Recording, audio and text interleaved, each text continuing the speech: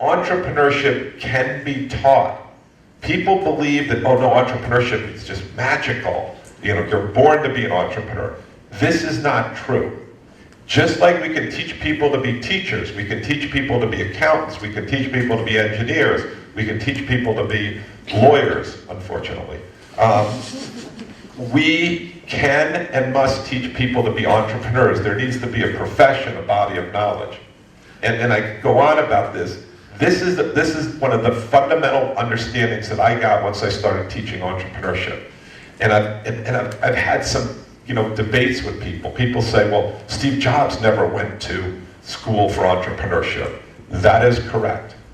And by that logic, there were great engineers before there was MIT, so we have no need for MIT. There were great teachers before there was a Columbia Teachers College. Therefore, we don't need Columbia Teachers College, nor do we need the Harvard Graduate School of Education. Of course, there are some people who are going to be entrepreneurs despite not being trained. And there are some people who will never be entrepreneurs. The question is, can we build up a body of knowledge to make the middle, not majority, to be rigorous, disciplined, high-quality entrepreneurs? And the answer is, yes, we can. And we need to continue to improve the way we teach entrepreneurship, but now with something like the approach that we're coming up forth with here, and you're going to see more of this, we're taking entrepreneurship seriously as a body of knowledge, and it can be taught. So, to teach it though, you have to have the spirit of a pirate. You have to be willing to be different, like we encourage these students.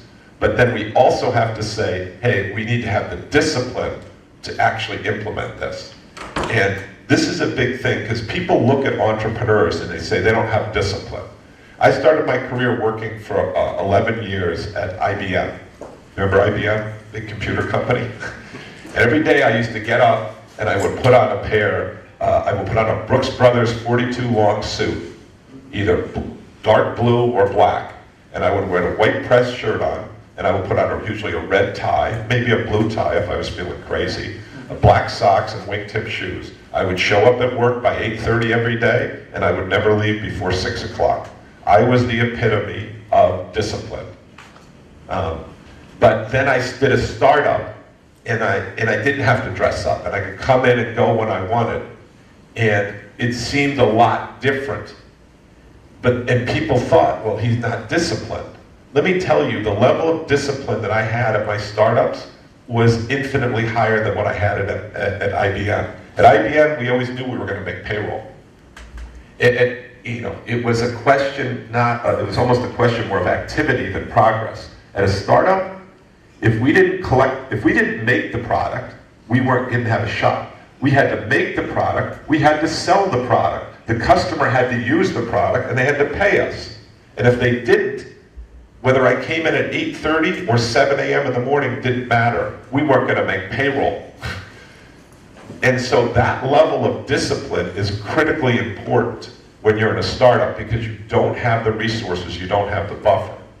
And that's why it's essential that we teach high-quality entrepreneurship.